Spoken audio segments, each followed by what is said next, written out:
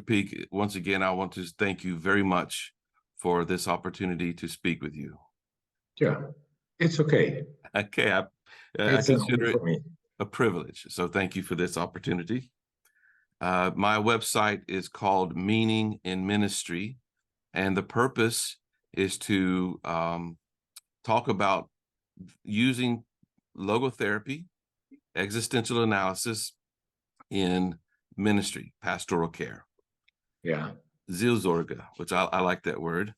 yeah, So in English, it seems like there's not a lot of application in ministry, not a highly developed poemetics, or a highly developed pastoral care method. In German, it seems like there is a very highly developed field with persons like yourself, Uwe Boschemeyer, I don't know if I said that correctly or not, and so forth. So can you tell a little bit about how the state of pastoral care is in the German-speaking world using logotherapy, existential analysis, and so on? yeah. Important for you to know is maybe in the beginning, I studied theology, Lutheran theology, and I finished these studies, and I had long time ago the option to become a priest. But then I decided to study logotherapy, not because I lost my belief in God, but because I was very interested in that. And now I don't work as a priest, but I am making psychology work. Persons who are coming to me, they have problems with their soul, with fear or whatever, or problems with their personality and so on. So when I talk with them, though I must say it in another way, most of the people who are coming into my office don't believe in God. They are straight hamburgers who don't care anything about these things. So in my daily work, I don't translate logotherapy into pastoral care. Right.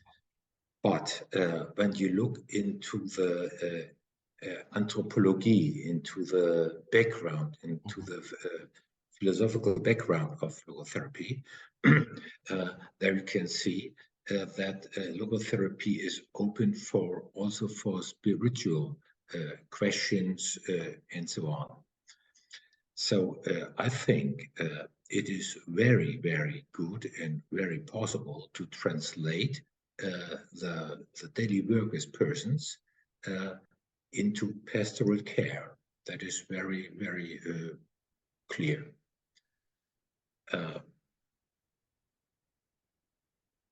Your question is how to do it, or can you make a specific question? Okay, absolutely. Yes, thank you. So everything you said, I appreciate very much. And before I make a specific question, I will also say that as a pastor in a church, I don't always go to religion in the talking with people, counseling, or whatever. Similarly, in weddings, sometimes somebody will say, my friend, my child wants to have a wedding. Will you do the service? First question, do you want a Christian wedding or a civil wedding? Okay, I understand, yeah. So in other words, I do try to meet people on the human level, and I appreciate that very much. Here's a specific question. In terms of crisis, obviously the pandemic is an example. When you are the minister of a congregation, it's not one person, it is 40 people, 50 people, 100 people, or whatever number. You are dealing with an entire group of people. How do you, in a time of crisis, perhaps counsel a group of people instead of one-on-one? There I don't have, sorry to say that, there I don't have any experiences. I'm working with groups together, but not with groups who are coming because of this crisis. Right. But you can work, or let us say, people are coming because they are in a crisis. Yes. What kind ever, Corona or what kind ever, and that is a bigger group. Then I think it is possible to work with them out of the side of view of logotherapy, when you talk with them about some specific points in or if you talk with them about some points concerning the specific human being. Yes, right. For example, to talk with them that in the center of life, there is not standing my ego, but in the center of life, there is the life itself. And Viktor Frankl, the person who developed logotherapy, he said, it's important to see that the life every day, every moment is putting questions directly onto my table. Most of the questions I don't like because a crisis, nobody wants to have a crisis. But I will talk with the group then about options, how to answer to these questions, which life is asking me, how to deal it when I realize life is not so that my wishes should be fulfilled. It's important that my wishes also are fulfilled, very, very sure. Otherwise, you will fall into a depression when you don't have wishes. But life is not there. No, I must say it another way. The duty of life is not to fulfill my wishes, but I should answer in the way I am leading my life. I should answer to the questions that life is telling me every day. Okay, thank you. Not to fall into always, I don't know the word in English, not always telling myself and the others how horrible it is. That is important. It must be.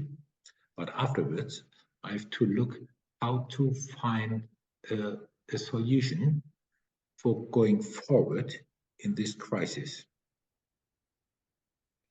Did you understand what I mean? Absolutely, very nicely, very well. So now I think there is a bigger group. Mm. Then I would go into a discussion with the persons. Right. I would ask them, what is your opinion? What are your experiences? And I've seen in a lot of seminars that I've done, I've seen that the normal persons coming from the streets knows a lot about life. Yes. They are handling their crisis in just this way. Mm. That they say, okay, it's difficult, it's hard, but now let me ask, how should I answer to these problems? There is a lot of wisdom in a lot of people. I do remember reading in one of Frankl's books, I stopped listening to my teachers and started listening to my patients. Yeah, just that. He said one time, I learned my this kind of therapy by listening to the persons who are coming to me. Yes, right. Your dissertation and a later book, Suicide and Pastoral Care, the importance of the anthropological approaches of Viktor Frankl and Paul Tillich for theory and practice of pastoral care. So for my intentions, my purposes, would you please speak a little bit about that particular subject? About how to talk with persons who are in danger to commit suicide. Yes, sir. Oh, that is a very big thing. Oh. While you're thinking, may I share a very short story? Pardon? May I share a quick story while you Yeah. were thinking? So several years ago, I was in a meeting with, here we have an organization called the National Alliance for Mental Illness. Yeah. And there was a speaker, a mother who had a child that attempted suicide.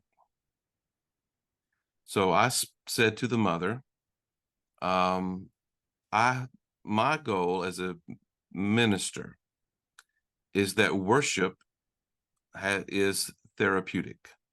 It has some therapeutic value, not Did just. not understand that. Did not get it. Say Okay. it again, please. From the beginning, or No, just worship? there was a mother Yes, who came to you and told you that her child was on the way to commit suicide. correct. Or, but also any person who comes to church, who sits in the congregation and is in the service.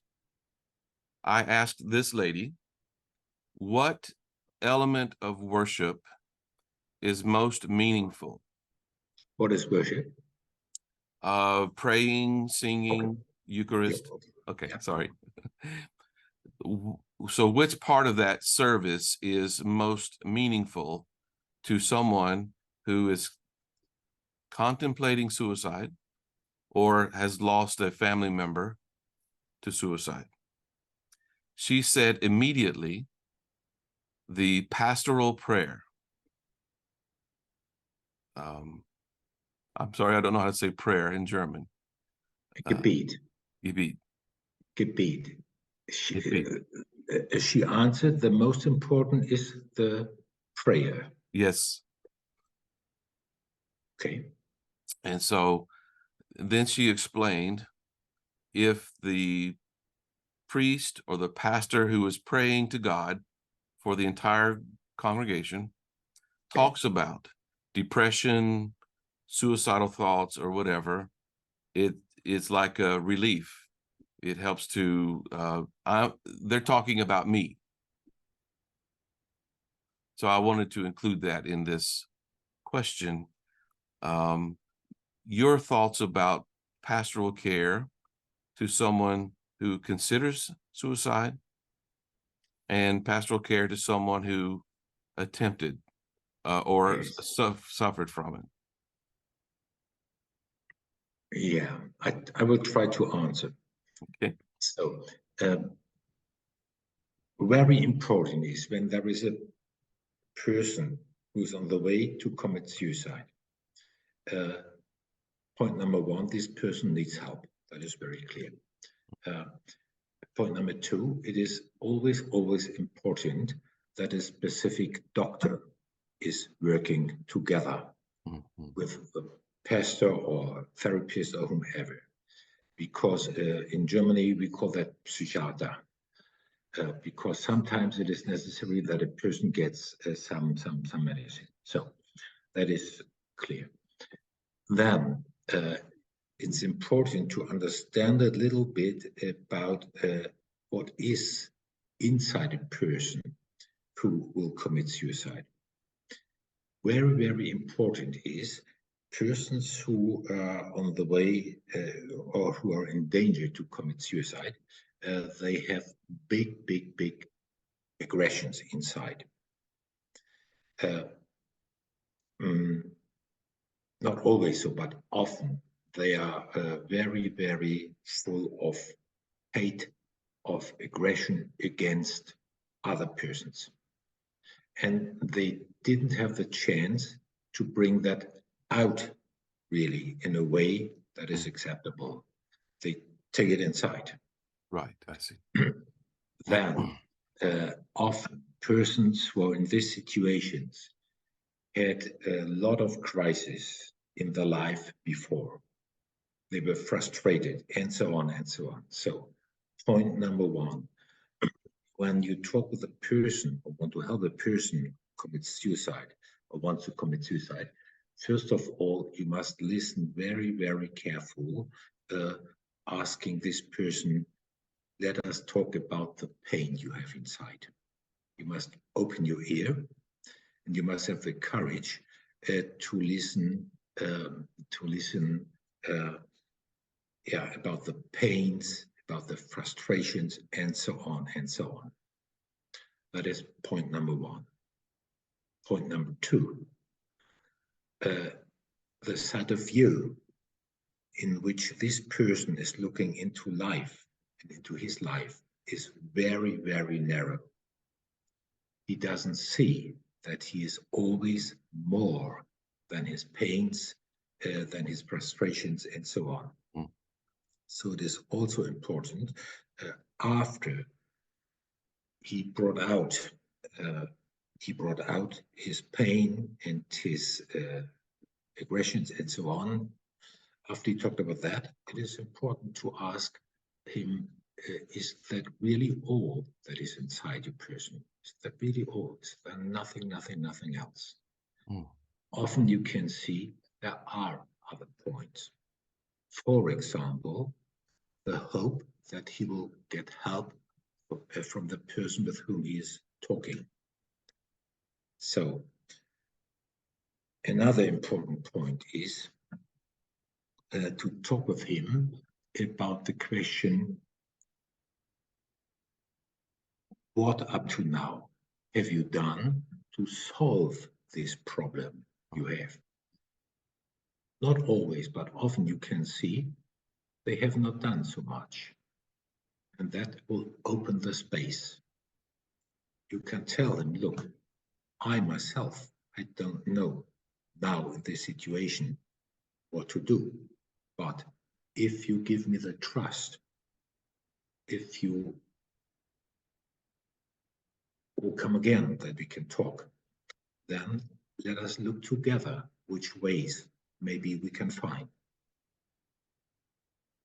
Another important point is a person who is on the way to commit suicide doesn't have any hope that he can come out of this situation. Sometimes it is important that you ask him, would you allow me that for a time I will hope for you? Yes, would right. that be an option? You, in your situation, a person must be an idiot when he thinks that you still can hope. You don't have hope. You can feel it. Please, for a time, let me hope for you. Mm. And let us work together and looking for solutions. Then it is very, very important. A person who wants to commit suicide, when this person looks into life, he sees everywhere darkness. It is to avoid, in the beginning of these talks, to talk about the sunshine, or the good things, because that would only have the result that he will fall deeper into his problems. Right, I see. He needs a person who has the courage to listen to that what pains so much in his heart. Yeah, then persons who commit suicide don't have always a depression, but a lot of persons who go in direction suicide are depressed in a way. A person who is suffering under depressions often has one very central problem. And this problem is this person has lost himself too much. And that is the person. And that is also the person. Then this person went away too far from himself, from his own feelings, from his own wishes, from his things which are important, and he often looks what is that what the other persons want from me, and he is doing that in the hope that then these people will love him. I see. And that is a big error. Hmm. He is doing that. He is moving there in the hope then the others will say, oh, fine that you are there. Hmm. But in reality, the other person think, with him I can do what I want. Important is that when a person is on the way in depression and later on to suicide, it's very important that he find back to himself, that he find the courage to express himself, to say if he doesn't agree with this or that, what others are doing, he must express it. He must express his wishes. He must express his meaning so that he comes closer back to himself. About all that, you cannot talk with him in one talk. That takes a longer time. But there are some points which are important. Then it's also important to say to him, that's difficult, but is sometimes important when he's in this crisis. Then to ask him, what are the reasons that you don't do it? And so more specific these reasons are why you don't want to commit suicide. The danger is not so high. Right. So more these reasons are not specific, but he will say, for example, you don't know. Okay, that is very dangerous. Every time when such a situation is there, you must look very careful. It is necessary that he is going to hospital because the danger is too high, right? Or is it not important?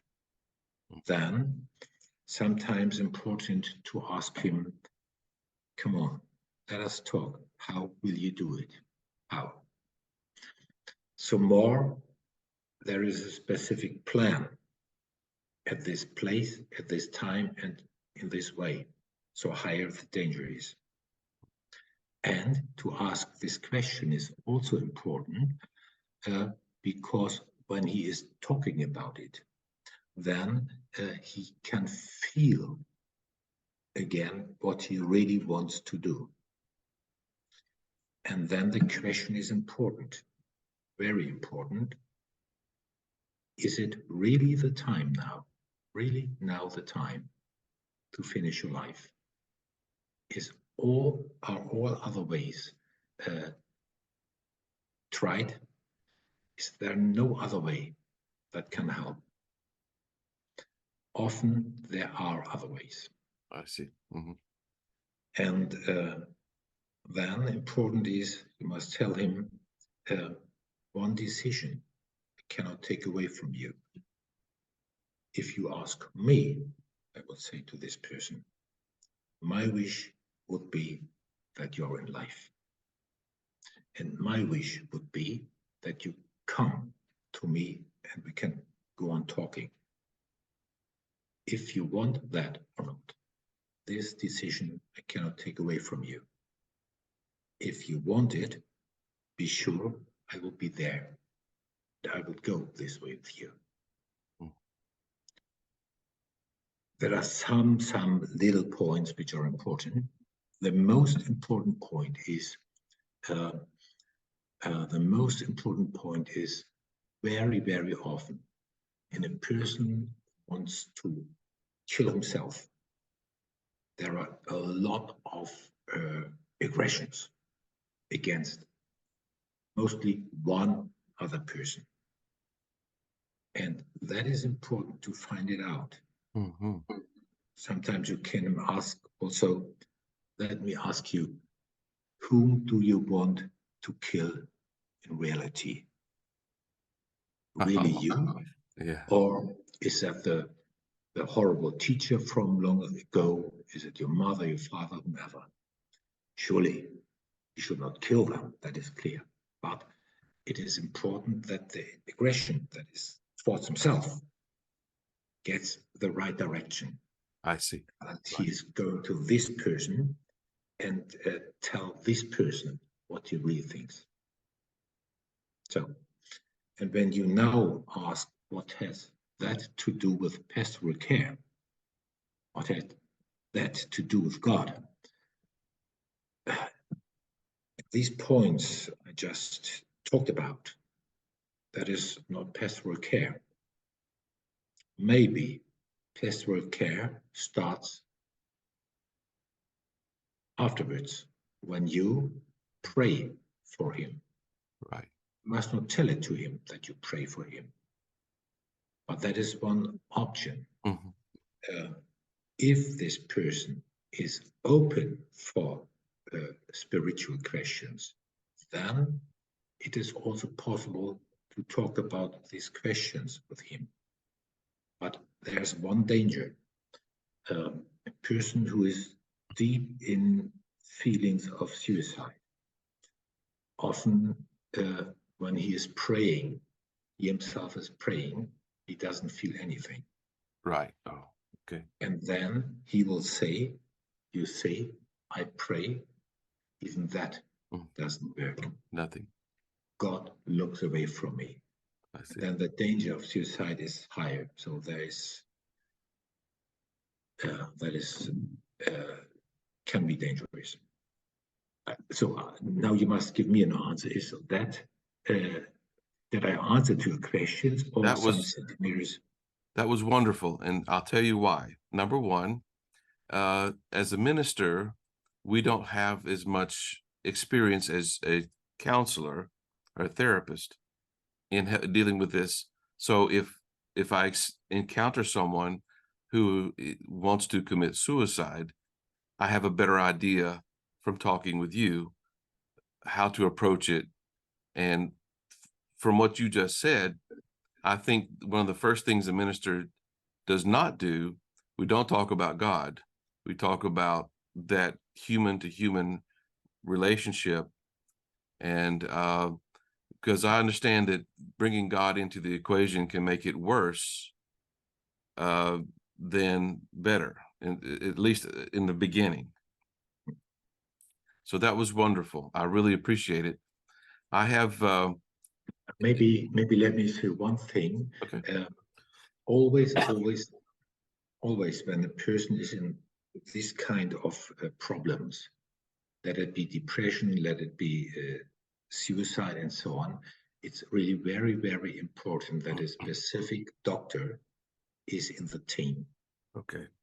Because it's often it is necessary that the patient gets some medicines, and that only the doctor can decide. Right. And it's important to work together with the doctor. But I think that is normal. Yes. And as when I'm with church people, members of the congregation, like a parent who has a child that's got an emotional or psychological issue, I always ask them, have you been to the doctor?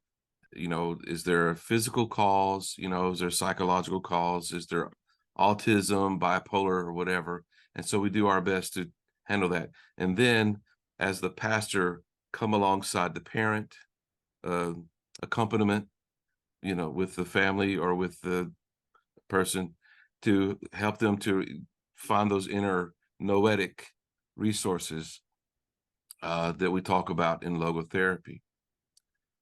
Similar to what you said, in my younger days, I studied theology, biblical studies, Hebrew, Greek, everything. But now that I am middle-aged, today I'm 55 years old, I think it's more important to understand how to read the person, the human being, and to connect. I'm thinking about a passage in Romans where Paul talks about the greatest commandment, and he doesn't say love God, he says love your neighbor. Yeah. Why does he talk about ethics and not theology? And my opinion is that the part of our problem is some Christians or religious people believe get the religion right and then everything else follows. I think it's the other way around. We must get the human part right before we can, of course, 1 John, you can't say I love God and hate my brother. So we must connect on a human level first. And the second thing that you made me think about is Frankl was very clear. Theology does this, psychology does this. They're not connected. But what we're talking about here is pastoral care, not theology. So pastoral care to me is closer to psychology. Okay. Everything you said was very, very meaningful and helpful, I think, to a pastor. So thank you very, very much. We probably should end soon. I just wanted to ask you, I think you make use of the Enneagram in your work as well. Yes. I've recently looked into it. It seems like it's a very useful tool. Maybe just finish today by saying a few things about the value of the Enneagram, perhaps. Yeah. I should say it. Please. Yes. Okay. Yeah. I think. Wait a minute. First of all, very important is every person is a mystery. Mm. You cannot understand the person down to the bottom of the ground.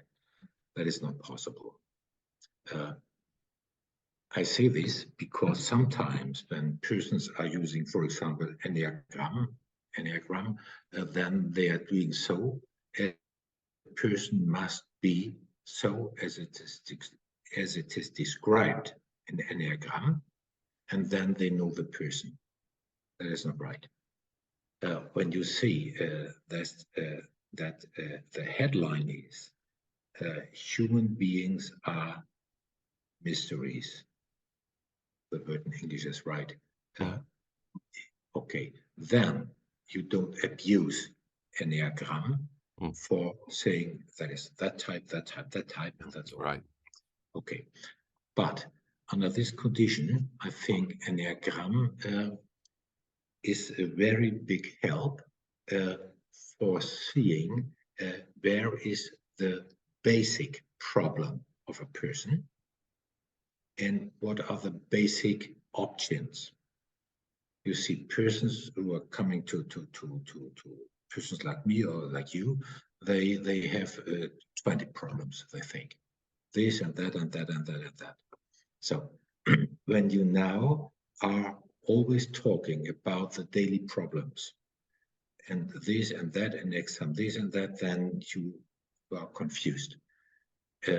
My experience is it is very important to ask and talk with the person, where is the real point, the problems? And these real points are described in a very good way in Enneagram. There you can see a person or a type in this Enneagram.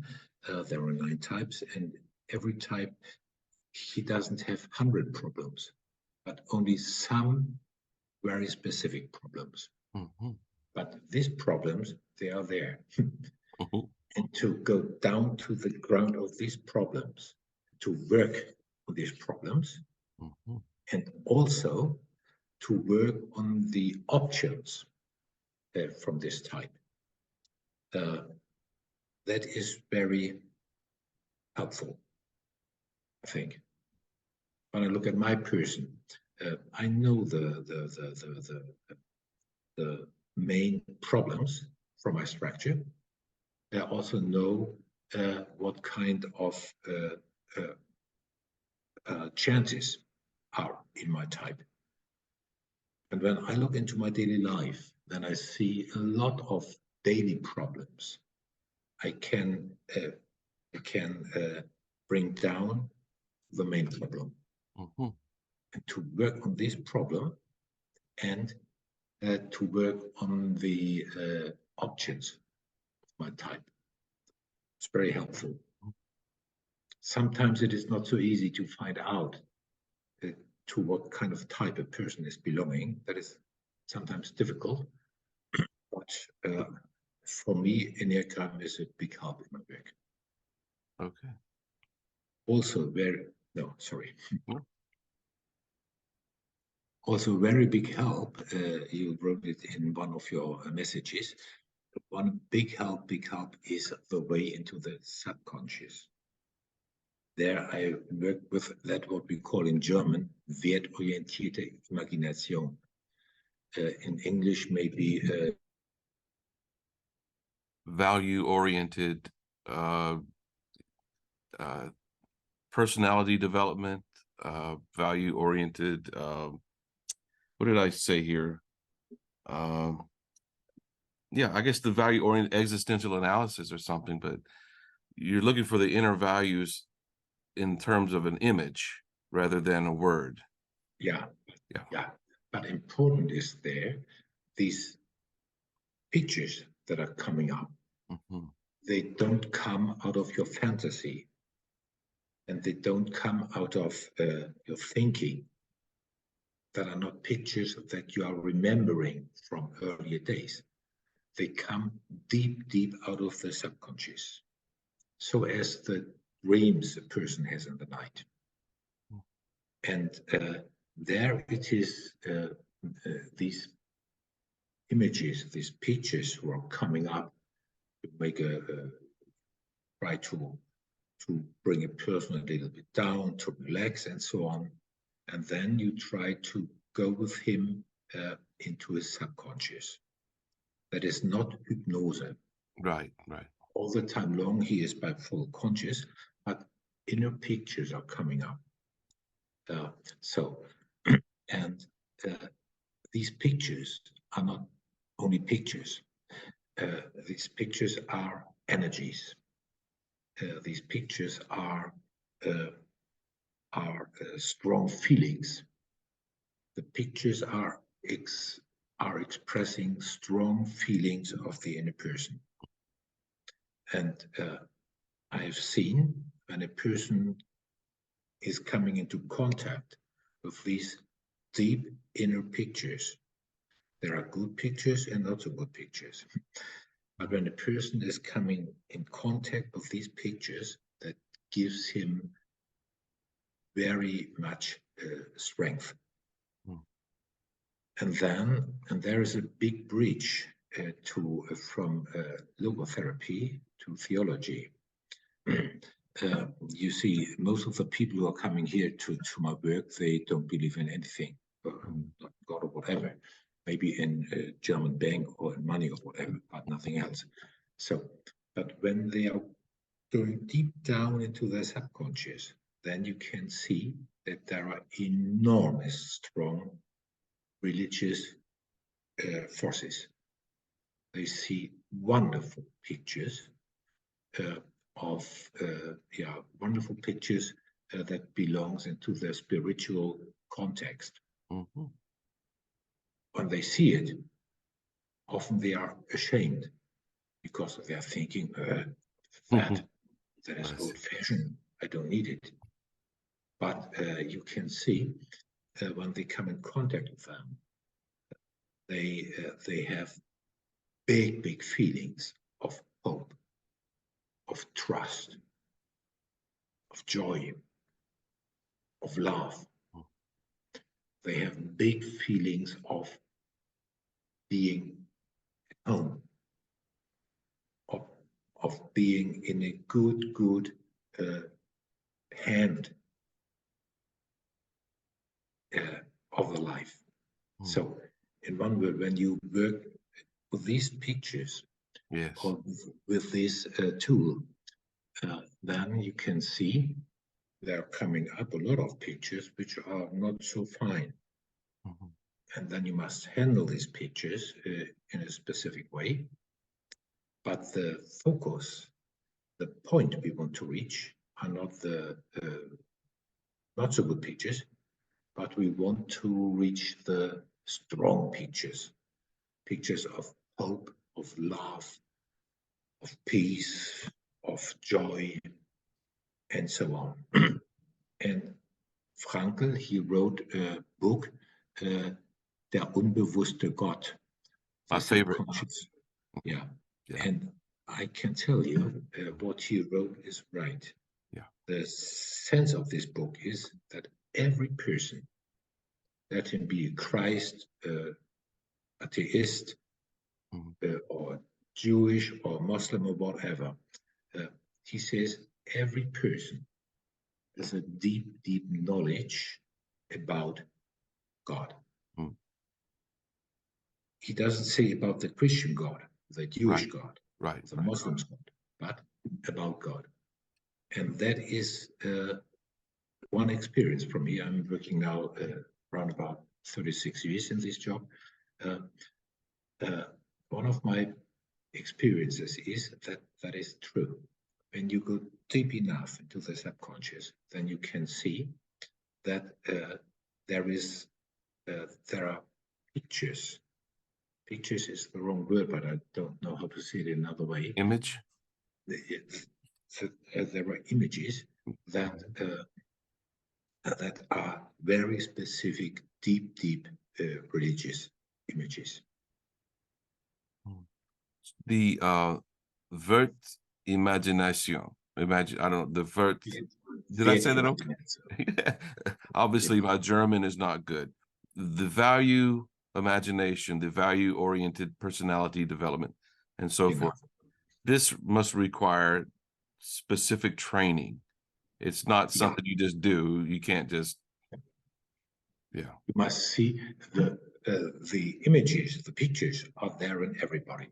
Mm-hmm. But when you help the person to let them come up, and they are in conscious, they are awake, then and he is telling what he sees, and you are telling him what to do in this film, and then you must know how to handle the situations. Yes. There you can make big mistakes, and that is important that you have a real education how to handle that. I think this training is only available in German. No, No? it is. I do it a lot of times. I do it here in German. Okay, in Germany, German language. I do it in Switzerland, also in German language. But it's possible to do it in English.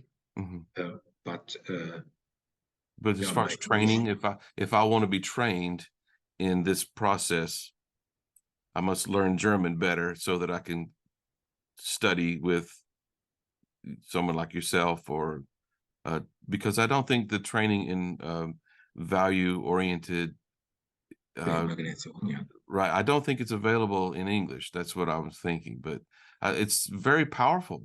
It sounds really, really powerful. I want to do that for myself, you know, to be able to get a little deeper into my subconscious and connect. And recently I read the book Der Inner Gegenspieler. Yeah.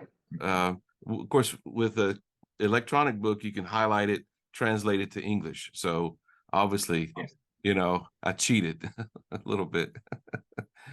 But yeah, Dr. Peeck, I think that this conversation has been very, very valuable, very good.